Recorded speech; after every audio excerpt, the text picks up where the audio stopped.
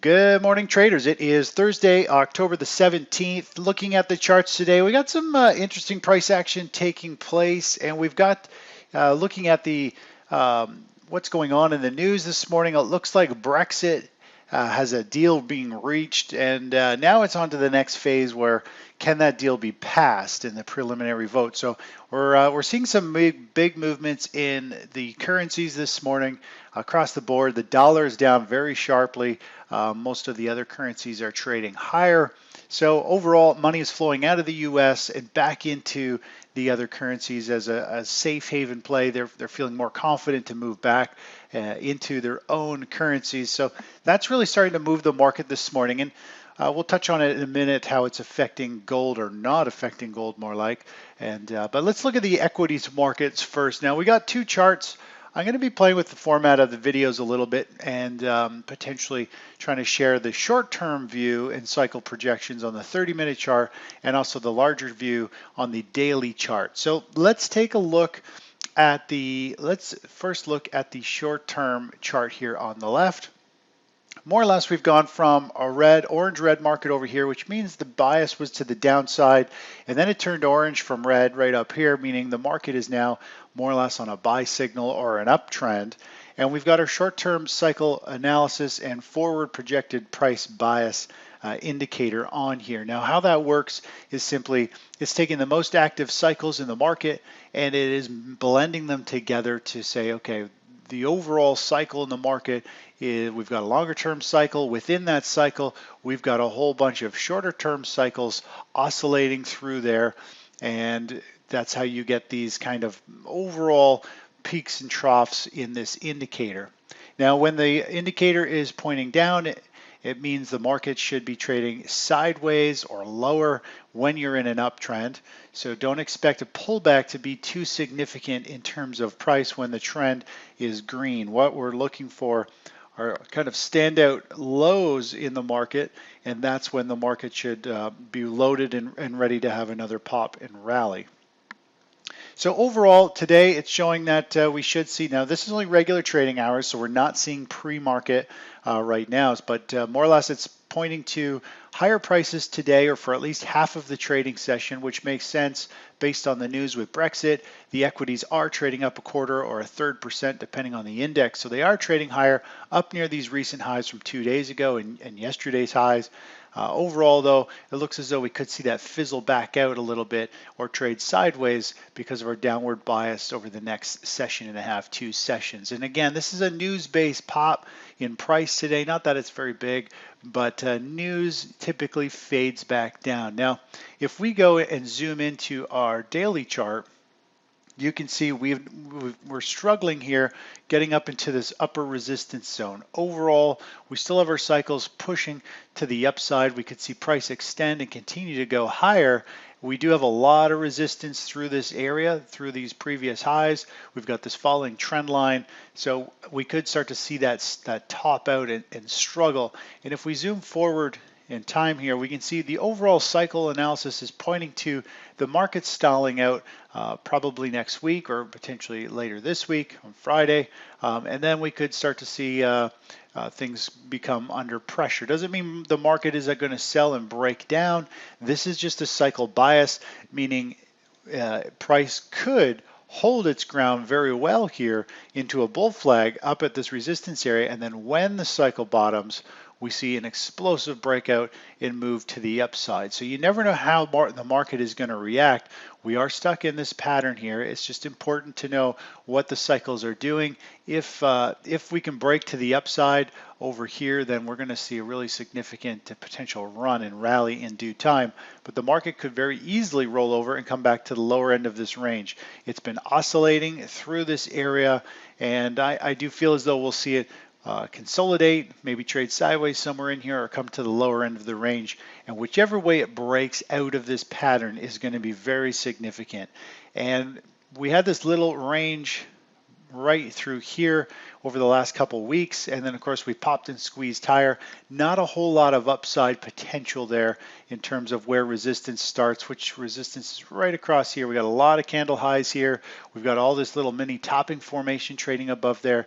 So this whole area right here is a very significant resistance area, and by the time the market popped out, really there's only one more day up into that area, and then things are going to get potentially very toppy. So not too interested in getting long the metals, or sorry, not the metals, the indexes here, simply because they are at resistance, and I feel as though there's a lot more work to be done here before we see some significant move. Taking a look, let's go over to bonds. Here is the chart of bonds. Bonds have had a nice rally. They've had also a very sharp pullback, another reaction bounce high, more or less in last night's article I posted. We're in this big range. We're going to see bonds most likely just stay in this range. They could oscillate through here. Overall, the bonds have a tendency to rally and then trade sideways for months and then rally. So I think it's just a matter of time. Overall, we do have cycles bottoming out. We could see bonds start to chop and put in some type of bottoming formation here, or start to move higher within this range. It is a huge range. There might be some potential going forward to get long bonds, but we'll see how the markets unfold one day at a time.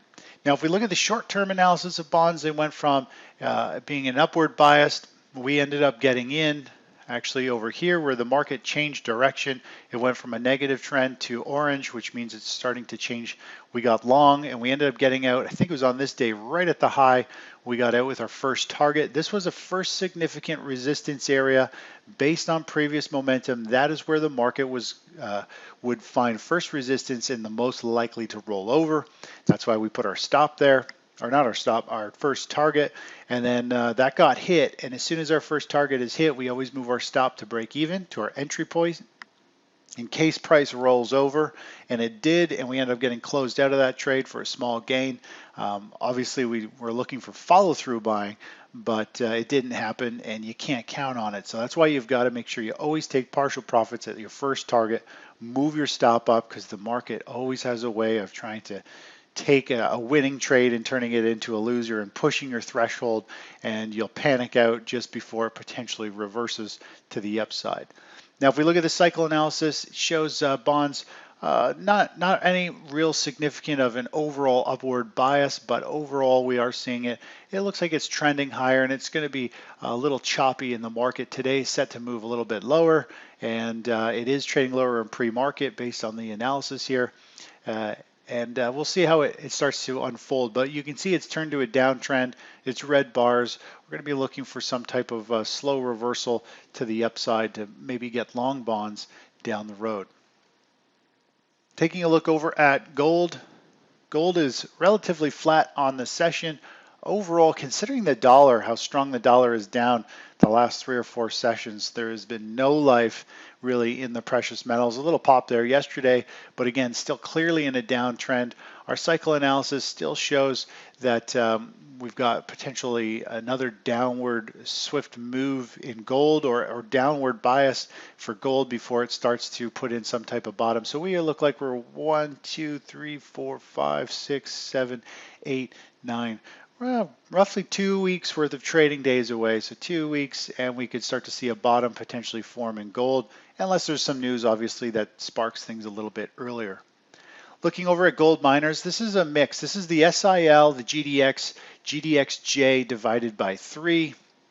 This just gives us an idea of overall the large caps, the small caps, and the silver in terms of trying to get a good read on these cycles. You look at the price action, and really it's a signature bull market phase with a series of bull flags, and then eventually get into the topping phase and distribution. You get these sell-offs and these rebounds, and it's just really when you put them all together, you can really see how clear that sector has actually been moving as a whole versus individual large caps or small caps or silver miners. A little bit harder charts to read, but you can see here we are getting into potential bottom here for them in general. The basket of them, we could start to see them firm up and hold some ground here. So that's what we're looking for. Now the trend is down, so this upward cycle bias doesn't mean we're going to rally. It might mean we actually just trade sideways in this range, put in a little bear flag, and for all we know, we could see a final washout low in miners that would come back down into a critical support level above this kind of topping phase. This is a very signature style topping phase. So it'll want to flush those out. Ideally, that would be the best setup for us, and then we could potentially see a much larger run going forward. Looking over at natural gas, up almost 2% today. I'm hoping for more of a pullback or consolidation here. We have the type of formation that we are seeing for natural gas is very similar to what we saw over here, where the market comes down, starts to show some signs of life, and then comes up. We are like right here in terms of where this pattern is. The market's carved out a bottom. It's got an inverse head and shoulders on the cycle chart. You've got a shoulder, a head, potentially a bull flag forming here. And this is where we got long last time, is in this bull flag. We got long and we caught this explosive move.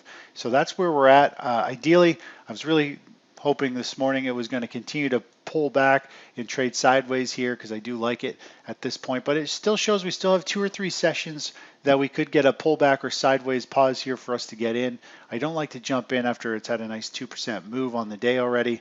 If we can see a pullback or pause, this looks like a nice opportunity to get in for a quick run back up to this area or potentially higher.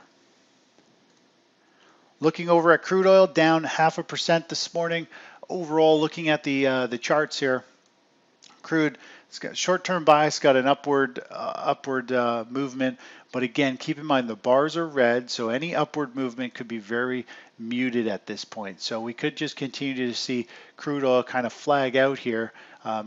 Big gaps to the downside are seen as a strong down bar, and then this here would be seen as a bear flag or a consolidation, and then usually have the follow-through move there. So overall, I haven't been a fan of the crude oil chart for a while. If we look at the daily chart, we can get an idea of the overall price action. You can see that really we just had it turned down a day ago. The cycle is showing we've got 1, 2, 3, 4 or 5 days of potential downward selling, and this is a big line in the sand, this 51 area. If this is broken, if we start to see this follow through and start to break down, then we could see $44, $45 per barrel very quickly. But overall, I'm not a huge fan of the chart. It is squished between support. I took the moving averages off, but there's all kinds of moving averages moving through here, and they're really just a rat's nest. A lot of levels of resistance through here, so not too interested in trading crude at this point. Anyways, that's it for this morning, and I'll talk to you in a little bit. Bye-bye.